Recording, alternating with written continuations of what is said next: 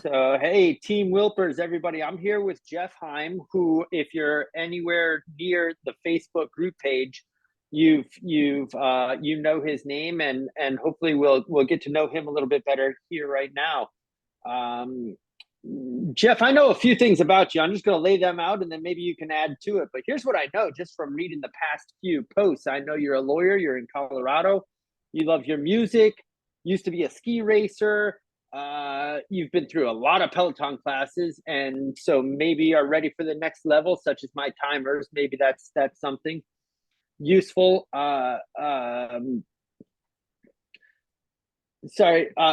both ride the same gravel bike, the Lauf Yeah, love it. Segla. We both have the same bike. We both have daughters in their first year at college. We both have read training and racing with a power meter, and I believe we both like a cold beer. You were killing me the other night in my live thing. Posted, "I'm going to get a cold beer." I really wanted to join you, but I had to work. So what else can you add to that in 30 seconds or more? Yeah, so I am a lawyer and I'm a father and a husband, and probably should put lawyer at the end of that list of things. I got into cycling when I was doing my dry land training as a ski racer way back when in high school, and kept it up through college. Switched from road to mountain bike. I was living in Boulder, Colorado, and that was just a perfect place to pick up mountain biking. And then kind of lost my way for a little bit after I graduated from law school and met my wife. And then there was one point in time where she was like, when we met, you were really big into mountain biking and running and fitness, and I kind of feel like you sold me a bill of goods. What's going on here? I'd gotten a little chubby. So I picked back up at that point. I took that as a good good speed bump in the road I was traveling, and took a different path and got back I on just listened to, not read, Peter Attia's book, and he had the same situation. He called himself Fat Peter. Yeah, we said So we'll call you the chubby Geoff years. right. Or at one point I told a friend, he's like, "Why are you doing all this running?" And I was like, "Well, I looked in the mirror and I saw a jelly man and I wanted to get away from him." So we always talk about the jelly. Congratulations for getting back to it, and you've stuck with it. So you've been riding bikes for how long? Well, this time around, I think I had sold my last mountain bike in 2016 or 17 because I just hadn't been using it, and really picked up running again. I live at the confluence of two trails, a place called Iron Mountain, and a place called Red Mountain. They're both in Manitou Springs, Colorado, and they just kind of come down into a valley, so you can go either direction. I've seen your pictures on Strava. It's beautiful. Absolutely, yeah. You have to get outside and run or ride bikes. Yeah. Doing a lot of running, but I rolled my right ankle, and my Achilles didn't tear all the way through, but it tore far enough that I was either gonna be going under the surgery knife, and that doc was like, "If you can get through this without having surgery, don't do the surgery, because it's going to take 6 months to 9 months before you're walking pain free again." So I didn't do the surgery. I got a Peloton bike in 2018 just so I could rehab, and that's really how I started getting back into cycling again. Then when the pandemic hit, I couldn't go to the gym anymore to lift or anything. So I got the last, it was a specialized hardtail that they had. I mean, they were doing online sales at that point, and it was, you click on it and there was one or two left, and I was like, oh, I got to get that thing. So I got that, got back into mountain biking, but it's 54. And I was like, I had one experience when I was in college, and I flew off my mountain bike end over end, and I was like, oh God, I hope I have health insurance. This last time I was like, both. Yeah, I wonder if I paid my life insurance premium. So kind of dialed it back. I saw the Lauf online. I actually don't have a Segla. I've got a True Grit. I've got the generation before yours. Okay. and found that and bought it, sight unseen, read the reviews because they don't have a brick and mortar store, and have just been riding that thing ever since. But that all comes out Yeah, of the no, right. That's a great story, and I'm sure you're not alone. I think a lot of folks in this Peloton group are in the same page in that kind of pandemic, maybe pre-pandemic, picked things back up again and had to adjust and everything, myself included. Like, how are you going to keep yourself fit? I was a in-person personal trainer in New York City and had to pivot. Like, all right, I'm not in a gym anymore to lift weights. How am I going to stay fit? So I think a lot of people are similar. So so you've come all this way and obviously into the challenges, and my challenge especially, which I really appreciate, and the posts have been amazing. I think you are probably the most written in our group, including myself. So what's with the posts? I mean, they're awesome. I don't want them to go anywhere. So there's a couple of ways that I've done that. One is that I have somewhat of a photographic memory, but it's keyed to a couple of things. One, it's really visual. So when I look at text or like a screen, like a Peloton screen, I can take a picture in my mind of what's happening at that point. Yeah. And if there's music playing or a story that's going on, I can remember that little snippet. So that kind of helps pass the time. Okay, what am I going to write about? What am I thinking about? And then they're also based off of those rides themselves. So when I was doing another type of challenge, we had a team and we would just always talk about the rides. So I'd put together what the structure was and then some of the anecdotes, and then everybody would join in and have that discussion of what their favorite part of the ride was. And it was a really good way to build camaraderie. So they're somewhat formulaic because we'll always talk about what the structure is. And then those anecdotes will weave their way in. So like Matt is great. Dennis is really good. Christine is good. Some of the younger instructors that don't, for Peloton purposes, that don't have the life experience, it's a little bit harder because they're really just coaching, what the physiology is. They're not giving their life experience. It's hard to, be 23 or 24 and have real good stories because you haven't had that time to be built up yet.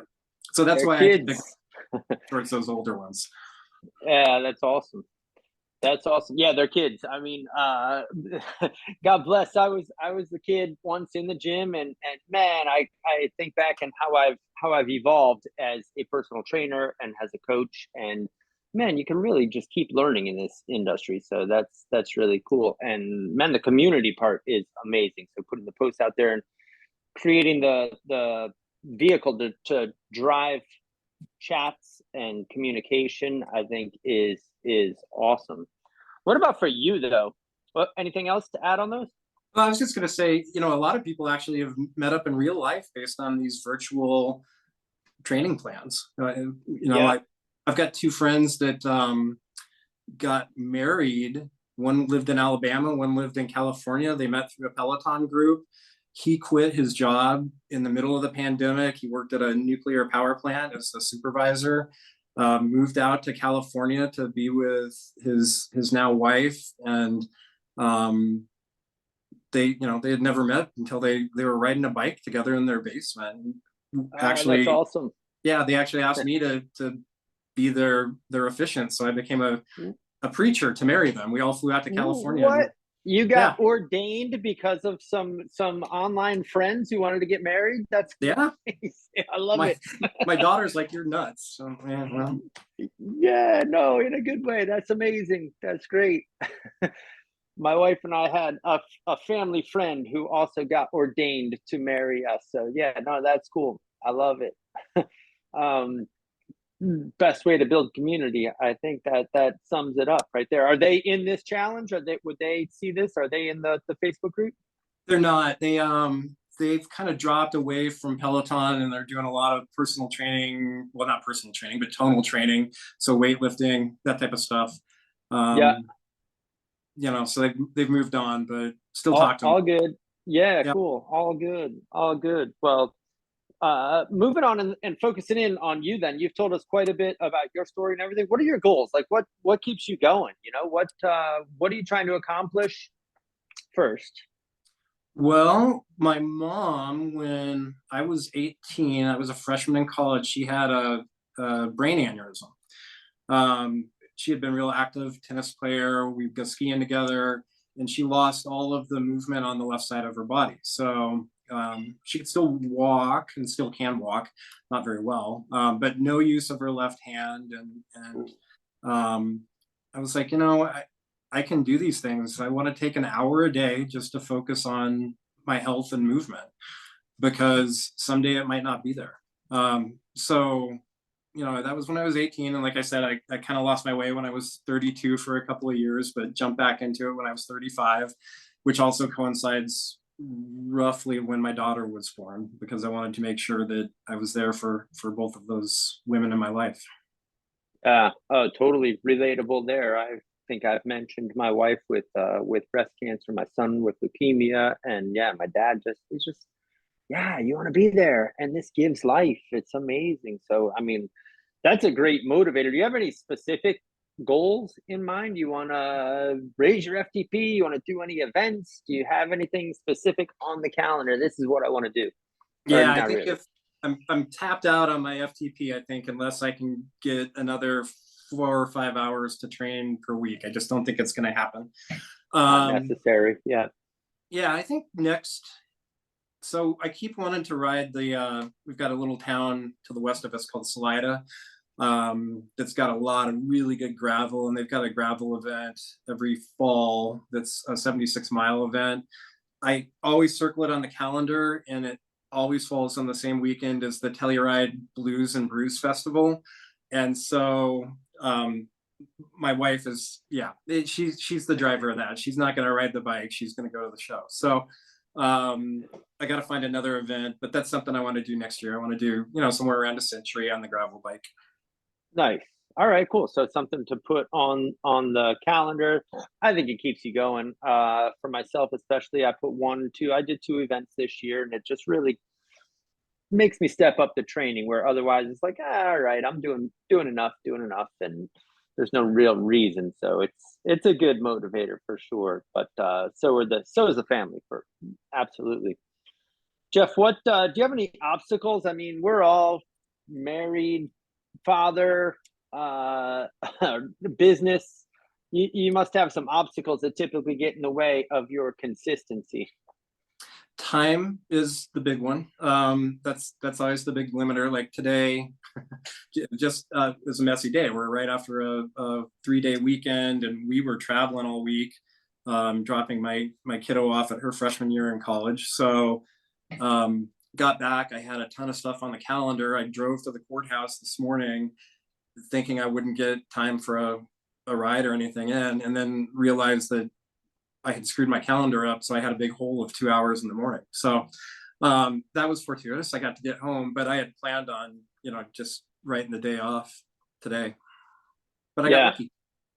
So time, I think a lot of people will relate to that. I mean, it takes a lot of planning, especially if you're just getting started. It takes really a lot of planning, and I find that getting your family involved, and you've mentioned your wife and maybe coworkers and everything. If everybody knows, hey, you're supposed to be riding at this time, maybe it's helpful to do it. So if you get the support from the people who are around you, that sometimes helps. For me, but still, sometimes I lose it. Yeah, absolutely. And I think Matt Wilpers has a great quote, and I don't know if we've bastardized it or not, but everybody's always talks about dedication is greater than motivation, or more important than motivation. So I think really setting that plan out on what you want to do, which is why your plans are great, because they're there and you get to see them ahead of time and you get to think about them and how you're going to do it.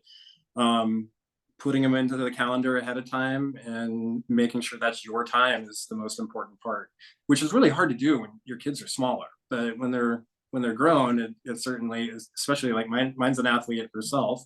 So she gets it, that's your time. Well, you're probably the role model. I mean, if you're up there doing it or down in the basement or out training, it's your kids see that. I think they take note. I think Yeah, they do. That's a real good role model. And so what was it? Dedication is better than how, what did he I, say?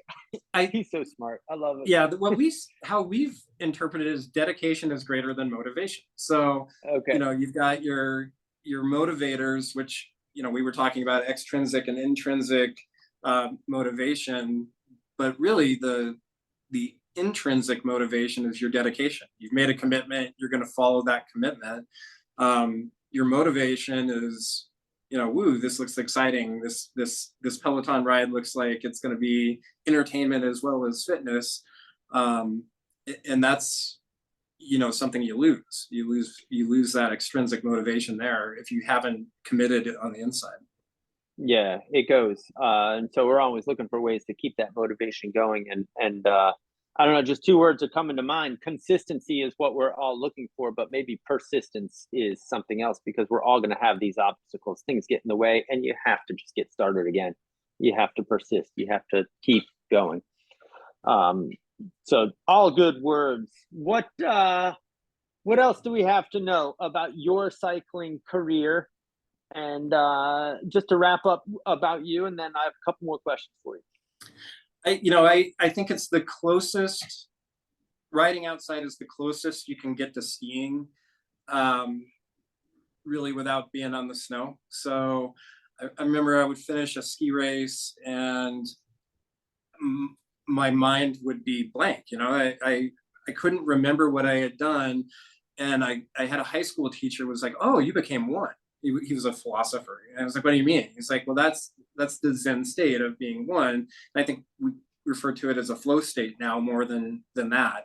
Like you're reading a good book and you just totally lose yourself in it. Well, when you're riding, especially when you're descending, or even sometimes when you're spinning up a hill and you're really into it, everything else goes away. You hear your breath, you're focused in on the movement, and that's a pure state. So that's really why I like cycling. It's not so much the, I like being able to fit in my pants. That's a good thing, but it's really more the mental aspect of it than that physical aspect. Oh, well said. I always try and describe the feeling you get from a big exertion, from a bike race, from a good result, or any of that, and completing a program, completing one of these challenges. It's indescribable, but you kind of just did it. You became one. Yeah, we called that teacher Mr. X. Oh, Mr. X, real smart guy. Well said, Mr. X. That's awesome. Geoff, what are you most proud of regarding your cycling? What are you most proud of? I think the consistency. I mean, I was very disappointed 2 weeks ago. I think it's 2 weeks ago, because I hit my 5-year. I'd had my Peloton for 5 years. I've ridden it every week since I got it. Or if we were gone, I was on the app and I was, running or something instead of riding. But they don't have the 5-year badge, and I don't care about badges. I care to, but I wanted to get that 5-year one because I thought that was a really cool one. So yeah, I think that consistency is something that I'm most proud of. It's not a result, absolutely. just the process, the progress. No, but it's in the bank. That's fitness in the bank. That's gonna pay dividends as the years go on. That's in there. It's not like you're just getting started now. You've done it 5 years. That's gonna pay off. Nicely done. What questions do you have for me? Here you are, coach. Yeah. So, coach, when we are talking about our functional threshold power, and we're doing that 20-minute test on the Peloton. Yeah, it's brutal. What's the best advice on getting through that thing? Because I have to start it 3 times before I can actually finish it. I will take 2 mulligans, day 1, day 2, and then I'll finally be like, okay, I got to get through this thing. Right. I've seen that. I think it's start conservatively. I am guilty of the same thing. I get on there and I start going 20 watts higher than my previous FTP. And for the first 5 minutes or 3 minutes, you're like, oh yeah, everything's working. This is great. I'm way stronger than I used to be. and 10 minutes rolls around and you're dropping down, dropping down. So 20 minutes is really hard to gauge unless you have a very good number that you know ahead of time is your number. I think you have to start conservatively. It needs to feel easy at the beginning. And if you gun it just right, if you get it just right, you should just barely creep up. Um, it's a really hard test, especially going in blind. If it's your first time, how do you know? If you've done a program, maybe you've done some sweet spot intervals a week or so beforehand. I've thrown those in the past before the test. Get a feel for what your number is, and then start off conservatively. That's the hardest thing because it doesn't feel like you're pushing yourself, but 12, 13 minutes in, you will. That's funny. That's I always blow up at 12 minutes. Yeah. If you can get past 12 minutes, I think you can last. Maybe you've done it right, but there's a little zone of probably 10 watts. Let's say your FTP is right here. You want to start off just below and then slowly creep up after 5 minutes. I also like to chunk it into five. So it's 4 5 minute. Get past the first 5 minutes and then reassess everything, and so on. It's tricky though, isn't it? Yeah, I hate that thing. I hate it too, and I'm hoping that we can get away from the FTP test so often. Like you said, you're tapped out. I'm not going to beat my best. I've got other ways to test Strava segments and heart rate. Do a nice zone 2 ride and check your heart rate. That's as good a test as anything. And there are other things. You can do a VO2 max test if you get to a lab that has the equipment and everything. There's just a lot of other ways. So hoping to get folks who are just getting started into a program, training blocks, and maybe you test a few times a year, not after every training block. So I think there is something to be said for that. And you're right. If you're doing them right, they're awful. You should hate them. Which I do. What is kind of the overarching direction that you want to take the team? Are you just trying to grow it as big as possible, or?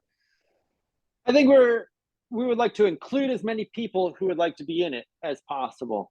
Whatever that number is, yeah, that would be great. Yes, for us, for coaches, yeah, we want to have a pool that we can call our home team, And if you step up into private coaching and step back or step up, then that's awesome. I mean, I have a lot of fun just talking with people about cycling, and that's what I do. So this just multiplies by 1,000 if we have this many people, and we can keep it a community feel. So I think Brian Hammond said it best. He's like consistency and community, or something in community. I forget exactly, but the community is so important. I think being able to train with this big number of people is pretty amazing.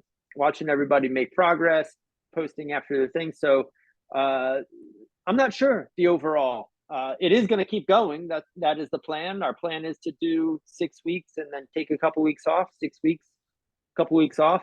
I would like to, and I haven't said this to anybody, but I would like to have an annual training plan so that they all follow in, just like you have zones that kind of put together and make a workout. And I'm taking the workouts and making a week in the weeks and making a training block. And I'm going to take the training blocks and make an annual training plan for next year and take us all through the whole training cycle.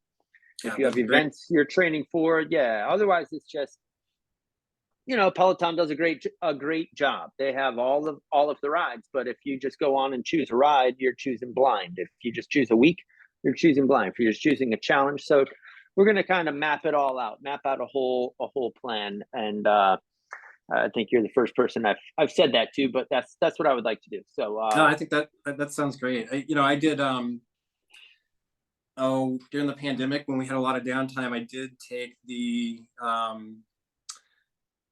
Training Peaks power certification course, and they got into that a little bit, but it was really more the nuts and bolts of your FTP and how you come up with the calculations for fitness and form and fatigue and those types of things. It wasn't an overarching, here's a training plan and why it all fits together. So I think that would be fascinating. Yeah, with the whole periodization thing. So the first block might be more of an endurance type of block and not really working on the higher zones so much. And second, maybe build on the amount of time. And the third block, and this is just right off the top of my head, the third block, let's see, if you're doing 6-week blocks, you probably have six of them. Let's call it 6 of them. Then you do 2 build ones where the intensity does build up on it. And then at the end of the year, you do a transition one where maybe there's more strength at the end of the year included with, or try a rower or try the tread. And that's where you diversify and take the time off. But you can really make it last for years if you follow something like that and look at the bigger picture. So that's what's fun for me. That would be great. I think a lot of people get kind of lost in the minutia of, what if I'm not, riding right in the middle of my zone, or what if I'm not hitting the cadences called, without looking at why are you doing this and where are you going. So I think that would just make sense dramatically. Well, that hopefully that answers your questions. That's what I would like to do with these challenges. That would be a lot of fun. It's just take everybody on a whole year-long journey and make it make sense the whole time. Every ride's got a purpose. Every week has a purpose. Every training block has a purpose. So do it kind of like that. Oh, that's cool. Any other questions? Anything else? It could be stump the coach time. If stump the coach. No, good. No, all right. You nailed them. Yeah, cool. Well, man, I am sorry to hear about your hat. That is a terrible story, and I know I showed mine off the other day. But Geoff, I've got a few of them here, and I'm going to make sure you get one. Oh, nice. I got the blue. If I have to send you one of mine, I will. But I'm going to tell Matt and the rest of the team that they owe you a hat at least for spending time with me and hanging out and talking, and let me put this up for the group. So let them know I've got the blue one. I'm out the black. That's the most important one because it doesn't show the sweat. Right. This one right here. Yes. Yeah, that one. Yeah, and there's my old retired one back there. It's up on the wall. Mine's somewhere in Minnesota or Iowa, so I don't know where. Some lucky, man, somebody lucky found that hat. It's like wearing it. Yeah, they're good. Well, this is awesome. Thank you so much. I had fun getting to know you more and getting to share your story with these people, with the group and the team, and hopefully it is well received. I'm sure it will be. Same. Thanks. Yeah, of course. Here, I'm gonna